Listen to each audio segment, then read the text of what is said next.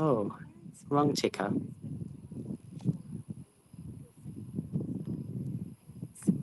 Hello, I'll wait for everyone to join. I'm just, hello.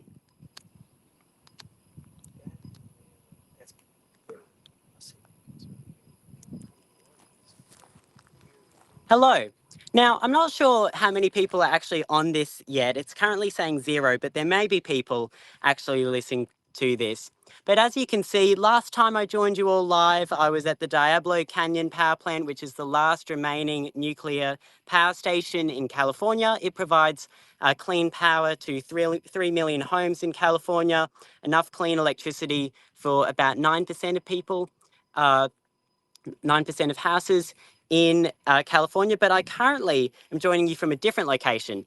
Now, since then, I've been at the MIT Clean Air Task Force course for 3 days in Boston. And then as of last night, actually came down here to an area very, very close to Augusta to visit the Vogtle nuclear power station. Now, if you don't know about Vogtle, Vogtle is actually the largest generator of clean electricity in the United States. So behind me, what you can see is the single location which is providing the most clean electricity to the United States, helping them decarbonize the most. And I think that's incredibly impactful when you see just how small the amount of land they're using here actually is for their output. Now, what is that output? In terms of the 4 reactors you can see here, I'll talk about them in a bit more detail in a sec, but they actually provide enough power for 2 million people, or potentially even more here in this area, which is incredibly important. And that's reliable and clean electricity we're actually talking about. So it's been incredibly fortunate. Today I've had the opportunity to tour the plant here. I've been given incredible access to be able to see it. I actually got inside the control room, which was an incredible experience talking to the operators there in charge of the facility. I think what was the most important thing is even though I was asking lots of questions, they were always focused on the task at hand, which was keeping the reactor safe. And even though, I'm obviously someone who likes to talk a lot, that was always their focus, which I thought was an incredibly interesting insight. And just, I think, generally today, what's been the most eye-opening to me is just how seriously nuclear takes its safety culture. And it's an excellent example here at Vogtle of that safety culture really in force. So in terms of the specific plants, so actually I can barely see because of the glare, but if I point, those 2 reactors there are actually really representative of the nuclear renaissance occurring around the world at the moment. They're the first 2 nuclear reactors built in the United States in more than 30 years. So the United States obviously had a few issues with nuclear, and I think that's very obvious to everyone, which basically stalled any new development of nuclear power stations in the United States, which obviously had a really negative effect on the United States being able to make more progress on curbing their emissions and providing reliable, abundant electricity. But now they've got 2 new reactors.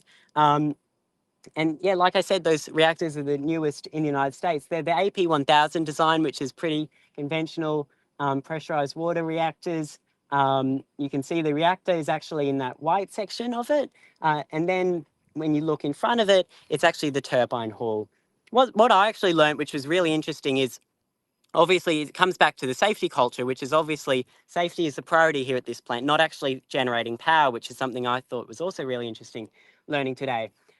But one of the safety systems here is actually in that white dome sort of looking thing, which represents the reactor.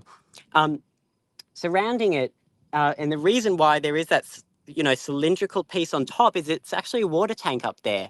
And what that enables is, because if there's a incident which occurs here at Vogtle, which obviously is incredibly unlikely given how it's been designed, and they have to deal with the fact that the fuel would be decaying and it needs to be cooled and whatever, they would be able to just drop the water using gravity with a valve which doesn't have to be connected to electricity to safely make sure the fuel is still being managed safely, which is, I think, really incredible. And it's an example of passive safety here at the plant. There's also, um, active safety systems, but they're basically a redundancy.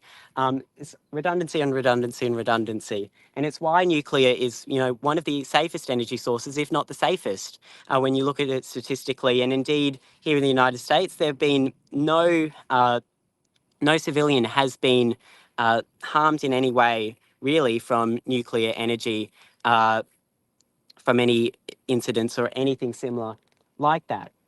So I guess this is, and I want to then basically close by talking about the vantage point I'm at, which is a really interesting vantage point.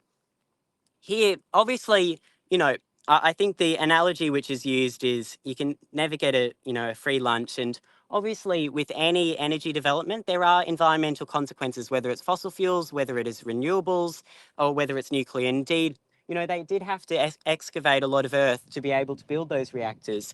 But actually, what they decided to do with that, and I think it's a really interesting example of um, the focus on the environment in this area, is where I'm actually standing.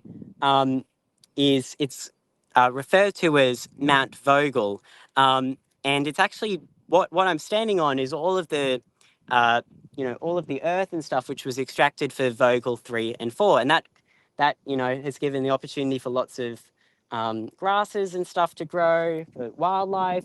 And also an incredible vantage point to look at the reactors providing clean, emissions-free power. So I think that's really interesting. Other than that, the only last thing I wanted to talk about, and obviously I'll have a lot to share with upcoming content and stuff, lots of lessons learned here at Vogel, is in terms of what's behind me, the cooling towers. Now, they're not at every nuclear power station, but also it's not unique to nuclear. You'll also see cooling towers at coal-fired power stations. And most people just assume that those cooling towers are emitting smoke because it looks like smoke, when in reality, it's actually water vapor. And I think what was really interesting for me was, obviously there's been a lot of discussion about water use and nuclear in recent times in Australia, and politicians are trying to pretend that I guess what they're implying to the Australian public is that nuclear uses lots of water, that water can never be reused, and that water, I guess, is what they're implying is heavily radioactive, when in reality it's not. It's just water vapor coming out of there. It's not radioactive water vapor. It's in a separate cycle. It's used for cooling the turbines in there. And I guess to prove that, I was really fortunate. I had the opportunity to put my hand in the water to run it through. I've got a video of that, which I'll release. And I guess I'm safe from that. I haven't suffered from anything like that at the moment. So I'll probably close here, but thank you all for joining. Thank you all for the support you provide. The closing message basically is that see this, the amount, it's the largest generator of clean electricity in the United States. This is all illegal in Australia. We're banned from doing any of this because nuclear energy is currently banned. We're the only top 20 economy where nuclear is banned. And I think what becomes increasingly obvious when you're touring this plant is that just absolutely makes no sense, and there's no basis for that ban. So if you agree that there is no basis for the ban on this clean, safe, reliable electricity, then please sign our petition and provide and contribute to Nuclear for Australia, nuclearforaustralia.com. Thank you all for your support. There is just one comment. Yes, it is the largest source of clean energy in the United States. It's not the largest source of energy, is it? Single site. By capacity factor, it is the largest source of energy in the United States. So, but clean energy, yes, Yeah. it's the largest. So by 600 megawatts. I've just had it clarified. Actually, by capacity factor, it is the largest generator of electricity in the United States. So I think that's also really, really fascinating. But obviously, all of this is banned in Australia. It's apparently very, very scary.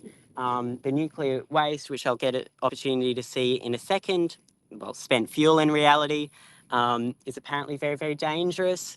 But I don't think from being here and seeing all that they do, seeing just nuclear in reality compared to the AI generated images we showed in Australia, it's a very, very different reality.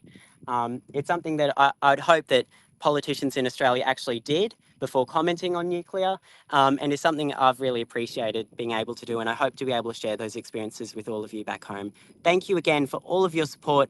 It's incredible to be here at Vogel. I'm heading back and I'll be arriving in Australia on Monday, where I'll obviously be able to post a few more things. But thank you all for your support. I really do